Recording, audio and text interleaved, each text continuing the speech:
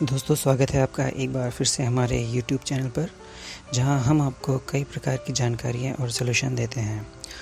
दोस्तों, अगर आपको हमारी वीडियोस पसंद आ रही हैं और चाहते हैं कि और भी रोचक व नई वीडियोस की जानकारियां आपको मिलती रहे, तो हमारे चैनल को सब्सक्राइब करना ना भूलें।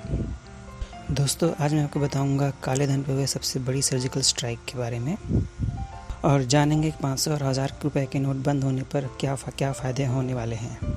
तो आइए बात करते हैं इस बारे में।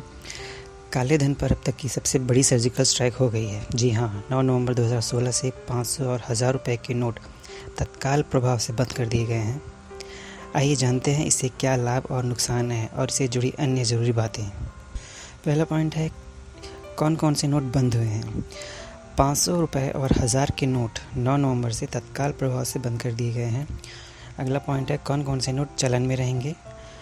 100 रुपये की नोट, 50 रुपये की नोट, 10, 5 और 2 और 1 रुपये के नोट चलन में रहेंगे। नए नोट कौन कौन से होंगे।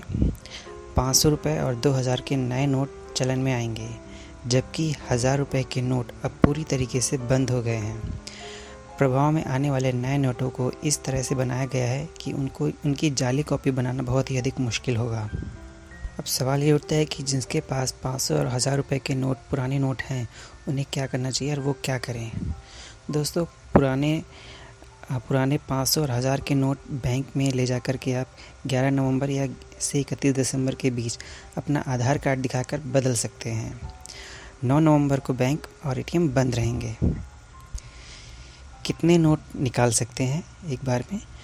24 नवंबर तक रोज़ अधिकतम 2000 रुपये तक निकाल सकते हैं। उसके बाद 4000 रुपये निकाल सकेंगे और फिर उसके बाद आगे निर्णय लिया जाएगा, उससे अधिक रुपये भी आप निकाल सकेंगे। अब मैं आपको बताता हूँ कि इन बंद हुए नोटों का इस्तेमाल आप अभी भी कहाँ कहाँ कर सकते हैं। आपको घबराने की ज़रूरत नहीं है। आप अभी भी अपने बंद हुए नोटों का इस्तेमाल कुछ समय तक इन स्थानों पर कर सकते हैं। हॉस्पिटल में आप अभी भी ये नोट प्रयोग कर सकते हैं। पेट्रोल पंप में पेट्रोल भरवाने में प्रयोग कर सकते हैं। केंद्रीय भंडार में सामान खरीदने के लिए इसके नोटों का इस्तेमाल कर सकते हैं। मेडिकल की ज़रूरतों और दवाइयों को खरीदने के लिए केमिस्ट या दवाई की दुकान पर अपने इन बंद हुए नोटों का इस्तेमाल इन सामानों को या दवाइयों को खरीदने में कर सकते हैं। गवर्नमेंट ने ये रियायत अभी भी लोगों को दे रखी है ताकि इमरजेंसी की इन ज़रूरतों को पूरा करने के लिए लोगों को परेशानी ना आए। अगला सवाल ये उठता है कि इससे क्या फ़ायदा होगा। तो दोस्तों, देश और दुनिया भर में जिन जिन लोगों के पास काला धन है अर्थात ब्लैक मनी है, उन्हें सबसे बड़ा और अधिक नुकसान होगा और उनका सभी प्रकार का काला धन घर में पड़ा पड़ा उनका बेकार हो जाएगा। वो लोग अगर अधिक बड़ी रकम बैंक में ले जाकर बदलेंगे तो उस पैसे की पूरी जानकारी उन्हें बैंक को देनी होगी और ये बताना होगा कि धन उनके पास कहाँ से आया और कैसे आया।